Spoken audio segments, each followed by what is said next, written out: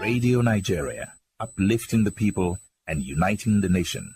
Meanwhile, the International Day of Persons with Disabilities is celebrated on December 3rd every year to raise awareness about the rights, inclusion and well-being of persons with disabilities. It is still in the spirit of this day that I spoke with the Executive Director of the Center for Disability and Inclusion Africa, Yinka Olaito, focusing on this year's theme, fostering disability-inclusive societies for advancing social progress and other pressing issues affecting the disability community.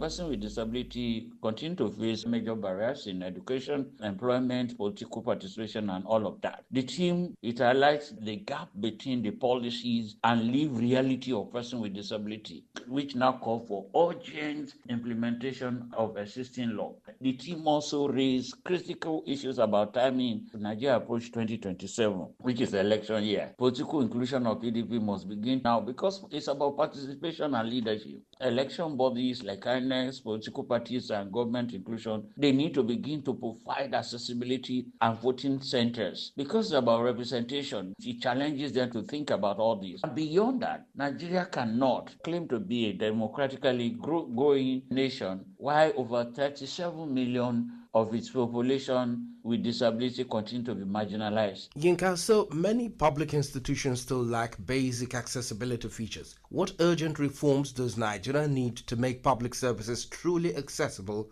for persons with disabilities? Government and every other person that is involved, I think they lack the political will to ensure that the law is fully implemented. First of all, major reform that is necessary. We already have a national accessibility standard. We need to enforce that as fast as possible because in schools, public institutions, this is causing a lot of right abuse for the ecosystem for this person with disability across Nigeria because the national accessibility standard is just on paper. We have not done anything very significant about that. As of now, we're still running on manual thing. We've not shown every commitment after signing all the national and international protocols. Check our schools. Quite a lot of challenges there. Person with disability can't even function very optimally within our school system. A recent study that we did about provisions for persons with disability in higher institutions showed that while most of our organizations, public schools, particularly higher institutions in Nigeria, while they have inclusion in paper, they are far from it. We also seen that what they call accessibility and assistive technology is below the international standard.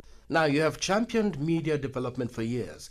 How can the Nigerian media shift from charity-based narratives to rights-based storytelling that promotes dignity, agency, and leadership of persons with disabilities?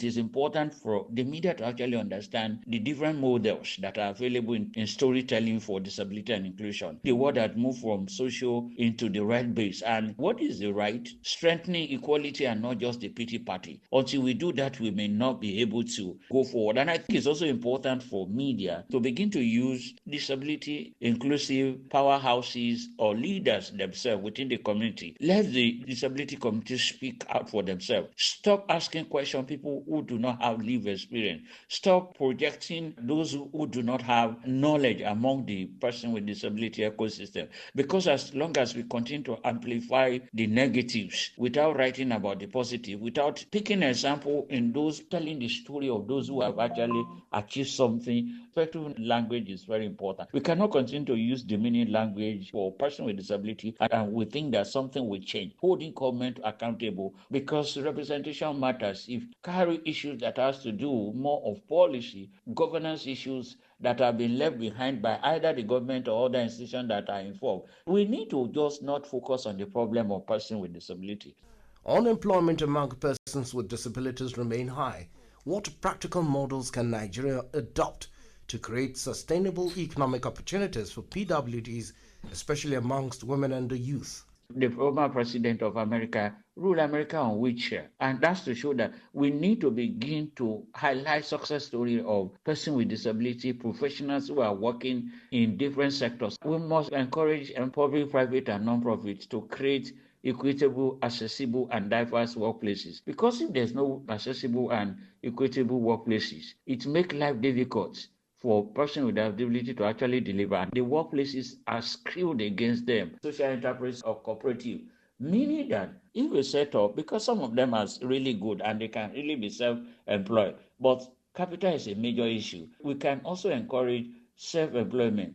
What mechanisms can strengthen accountability at federal and state levels to ensure disability inclusion translates into real impact in communities? There must be a political will to make sure that what is written in that law and all the other international protocol that we have signed into, there must be a reward and punishment system. When people see that there's no reward and punishment system, everything goes. Government must show practical examples, monitoring and evaluation. We must create more opportunities for person with disability, ensure that we create a sustainable economic opportunity for person with disability. It is important for us that at federal and state level, disability inclusion must translate into practical community impact. That was Yinka Olaito, Executive Director of the Center for Disability and Inclusion Africa, speaking on the urgent need for a more inclusive and accessible society for persons with disabilities. Radio Nigeria, uplifting the people and uniting the nation.